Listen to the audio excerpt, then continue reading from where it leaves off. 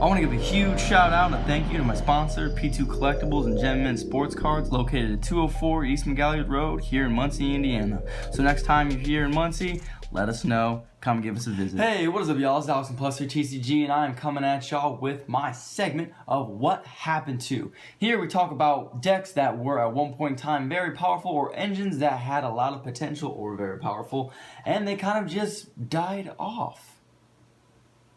So what happened to these kind of decks? And today we're going to be talking about DDDs. Yes, very combo heavy deck. Very strong deck for the time that it was out, which was not very long. Well, it's still out and it's still able to do stuff. It's just when it was first released, it was very powerful. Arguably one of the best decks. When it first came out in the Pendulum Domination Structure deck, it kind of exploded onto the scene with the ability to make that fairly intimidating board of Crystal Wing, Siegfried, and number 38 Titanic. Hope Harbinger card's really good, and it effectively gave you 3 negates because you could negate a monster effect with Crystal Wing, you could negate a spell or a trap with Siegfried, and you could negate a spell with Hope Harbinger, effectively taking 3 cards away from your opponent. However, that span of greatness only lasted about one or 2 weeks at the most, because Zoo came out and True Draco came out, and because of the high seal, or I don't want to say high ceiling. Yeah, they both had really high ceilings, but the fact that they had so much more consistency than DDDs essentially just power crept DDDs out of any contention for the best deck. Because, like I said at the time, when DDDs came out in the Pendulum Domination Structure deck, they were the best deck for that 1 or 2 week span because they could make such consistent, powerful first turn boards, but that's a big one. You needed 3 or 4 cards in your hand to make this possible. So out of the 5 card opening, 4 of those had to be the proper cards, which is, as you all know, very, very unlikely. The cool thing about the deck, though, that you could play 3 Pot of Desires, and you could run everything at 3, and essentially you were almost guaranteed to open up at least the 3 card combo. Not every time, but almost guaranteed. And even then, the 2 card combo was kind of effective, but it just, once that Zoo got released, they only need 1 card to do everything that Zoo could do. They needed 1 card, 2 cards if you really wanted to have an explosive board, but DDDs couldn't do anything with just 1 card. And once people got hip to that, they kind of put the DDD deck down, which is understandable. We want to go for the consistent, most powerful deck, and at the time, Zoo and True Draco were.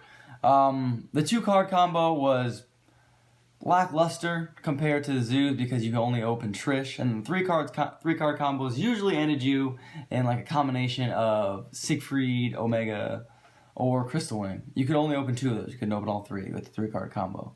It also left you with, or the 4 card combo also left you with a huge board, but it was very easily outable. All you had to do is have a Kaiju, and essentially you got through the board.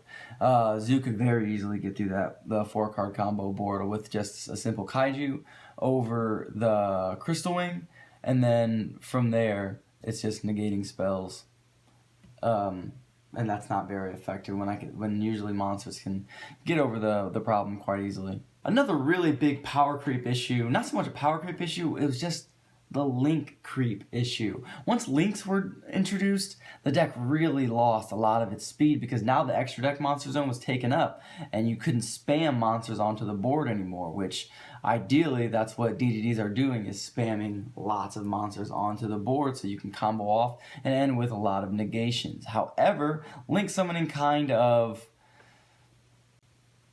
mitigated all of those issues. And I say issues because it was an issue for everybody else. Now it's an issue just to try to make a board. Essentially, if you aren't opening a 4 card combo, because now you kind of need Gofu, if you aren't opening a 4 card combo, you're not really doing much. You're definitely not opening up that 3 card negate, or the 3 monster negation board, which is what the bread and butter of the deck once was, but now not so strong anymore. And if DDD can't really spam from the extra deck, they can't really function properly. And I feel like that's why they fell out of favor for a lot of duelists, because the idea was make a really consistent deck, play a lot of 3 of strong, powerful cards, Pot of Desires, the contract cards. You play 3 of the Searcher, all of those cards you play 3 of. So you can Desires, get your combo out very easily.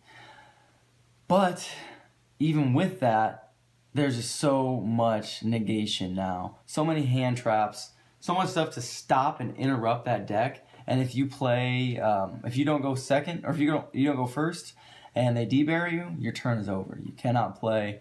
So the deck is very, very easily stopped and very easily interrupted. And that is why I would say that DDDs fell out of favor. It's just part of Yu-Gi-Oh, I guess. Cards get old. Cards come out that properly handle the prior best decks. And that's just how it works. The decks evolve, they get a little more stronger, a little more consistent, and that's kind of what happened to DDDs. Until they fix the consistency issue or fix the fact that they need so many cards in hand, DDD's probably always just going to be another fun local deck that you can potentially win with. And that's what I think happened to DDDs, y'all. Let me know what you think about this section in the comments below. If you think there is anything else that I missed on DDDs and why they are no longer the best deck, let me know. This is Alex and Plus here, TCG, signing out, y'all.